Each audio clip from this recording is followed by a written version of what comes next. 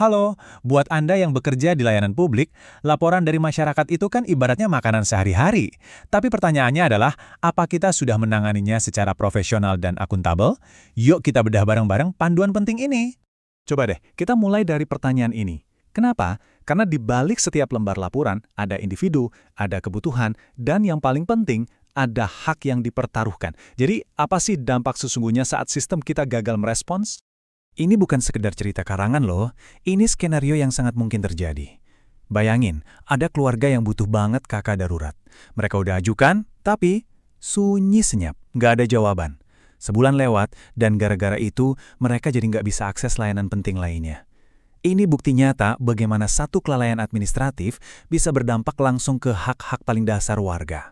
Oke, sekarang kita masuk ke intinya nih. Sebenarnya apa sih laporan publik itu dan apa tanggung jawab kita sebagai penyelenggara layanan?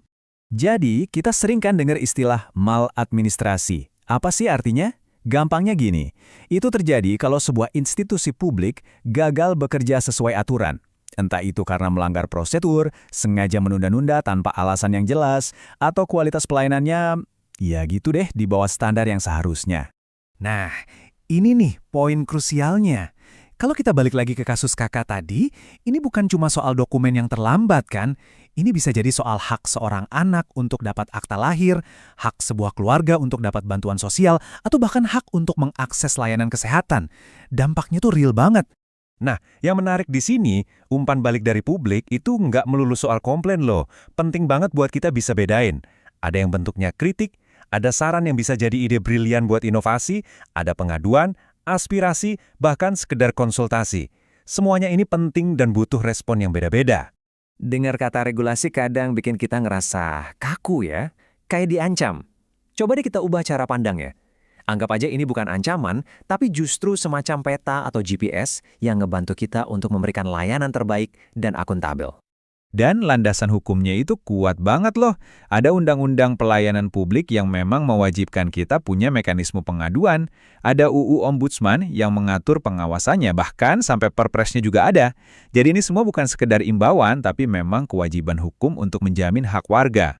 Oke, tadi kita udah bahas kenapanya. Sekarang kita masuk ke gimananya. Ini dia alur profesional buat menangani laporan langsung dari kacamata kita sebagai penyelenggara layanan. Tapi sebelum kita ngomongin langkah-langkah teknis, penting banget buat kita punya mindset yang sama. Setiap laporan yang masuk, itu bukan beban, tapi justru kesempatan emas buat kita melakukan perbaikan internal.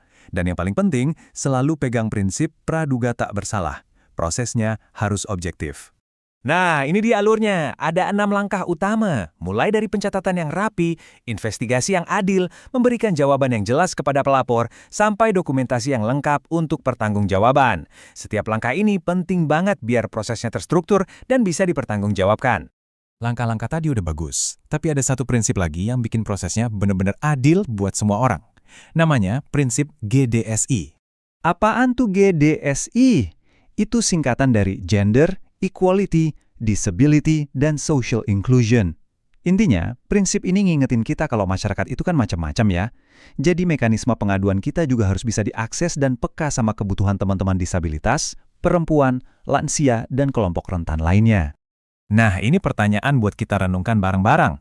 Coba lihat sistem kita sekarang. Udah ramah disabilitas belum? Cara kita berkomunikasi udah mikirin latar belakang orang yang beda-beda belum? Menerapkan GDSI ini bukan cuma soal keadilan, tapi juga cara jitu biar masalah sepele nggak sampai jadi besar dan harus naik ke ombudsman. Oke, kita udah sampai di bagian akhir nih. Yuk, kita lihat gambaran besarnya. Apa sih tujuan akhir dari semua proses ini? Ujung-ujungnya, semua ini bukan cuma soal biar nggak kena sanksi. Bukan, setiap laporan yang kita tangani dengan baik itu, ibarat kita lagi nambahin satu batu bata buat ngebangun institusi publik yang kokoh, yang dipercaya sama warganya. Dan kutipan ini, wah pas banget.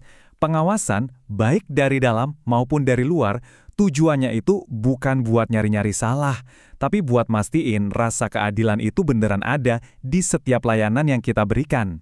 Sebagai penutup, saya mau tinggalkan satu pertanyaan untuk Anda. Kita mau lihat akuntabilitas ini sebagai beban, tumpukan kertas yang bikin pusing? Atau kita mau lihat ini sebagai kesempatan emas untuk belajar, jadi lebih baik, dan ngebangun layanan publik yang benar-benar kita banggakan? Jawabannya ada di kita semua.